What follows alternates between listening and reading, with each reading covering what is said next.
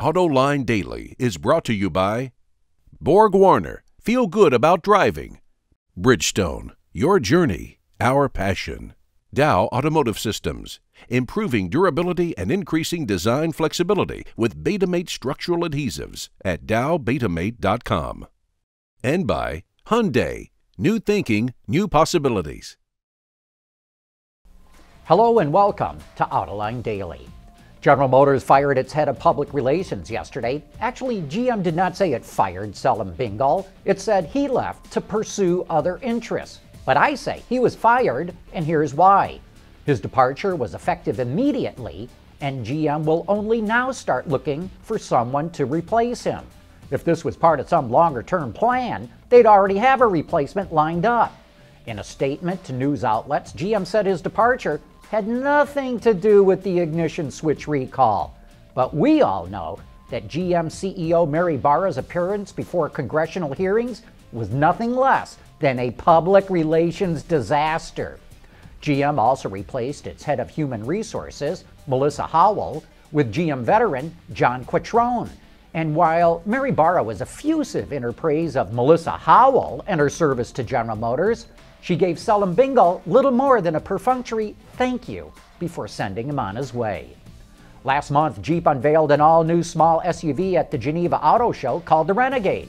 At the time, the company said it'll be produced in Italy, but now Wards reports that the Renegade will be the first vehicle built at Fiat Chrysler's new plant in Brazil. Annual capacity is expected to hit 250,000 units, and Job 1 is expected at the end of the year. Wards also reports that the Renegade could be built in China. Oh, holy moly! That would suggest, with plants in Italy, Brazil, and China, that Jeep expects to sell somewhere around 700,000 Renegades a year, which would almost double global Jeep sales. Peugeot-Citroen's brand new CEO, Carlos Tavares, isn't wasting any time reshaping the company. He just announced plans to slash the number of vehicles in the automaker's lineup from 45 down to 26 by 2022. As part of the overhaul, Citroen's DS badge will be spun off as a separate premium brand. By 2018, Tavares hopes these moves will result in the company's operating profits from car making to reach 2% of sales. Carlos Tavares must expect this to be a tough turnaround because a 2% profit margin? That stinks. Healthy car companies make at least a 5% return. Volkswagen announced that former Audi R&D boss Wolfgang Durheimer will become the head of Bentley and Bugatti. Durheimer was appointed to the same position just 3 years ago, but he stepped down in 2012 to take the Audi R&D job. Durheimer replaces Dr. Wolfgang Schreiber and starts his new position June 1st. You may remember that Land Rover used the Discovery nameplate in the past, but for the last decade it used the names LR3 and LR4 in the US. Well, what was old is now new again. Starting next year, the automaker will roll out a new family of Discovery vehicles, and it's showing us what they'll look like with the Discovery Vision concept. No word yet on any powertrain options, but the vehicle will be equipped with a host of new features and technologies, and just click the link in today's show notes to read all about them. Earlier this month, we showed you a teaser image from Kia of a minivan concept headed to the New York show, and now the automaker confirms it is the all-new Sedona. It gets the automaker's signature front grille and will now sport LED lights out back. Exterior size remains about the same, even though it's on an all-new platform, but interior space has been improved. The same 3.3-liter V6 from the Sorento and Cadenza will replace the old 3.5-liter unit.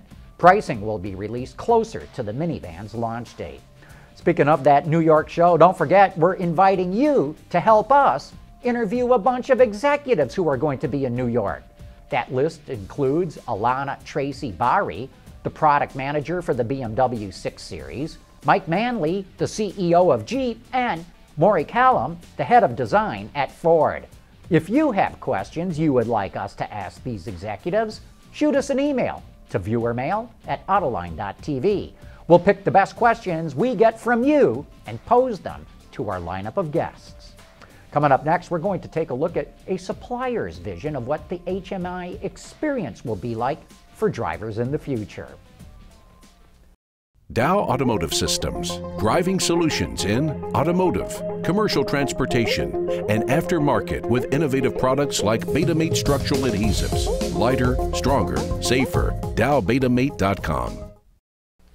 Technology advancements will greatly change the way drivers interact with their cars. While it's still too early to know what the HMI experience will be like in the future, auto supplier Visteon put together this video to showcase one of its concepts called the Horizon Cockpit. Horizon really shows Visteon at the forefront of the exciting future technologies that are coming on board. Really provide kind of a tunnel for our OEM customers to how to integrate and really interpret the user experience for these new technologies. There are three main technologies that really kind of weave through one user experience that tie all of them together. The first technology is a gesture-based, where the camera recognizes my hand and now I can gesture to whatever is on the screen. And I can just remove my finger really easy. The second technology kind of transitioned into a touch surface. The touch surface could be behind any soft material, leather, cloth, what have you. It's not only sensitive to the touch, but actually to the depth of touch. With those two new technologies, we could actually see that the space around the driver becomes an interaction modality.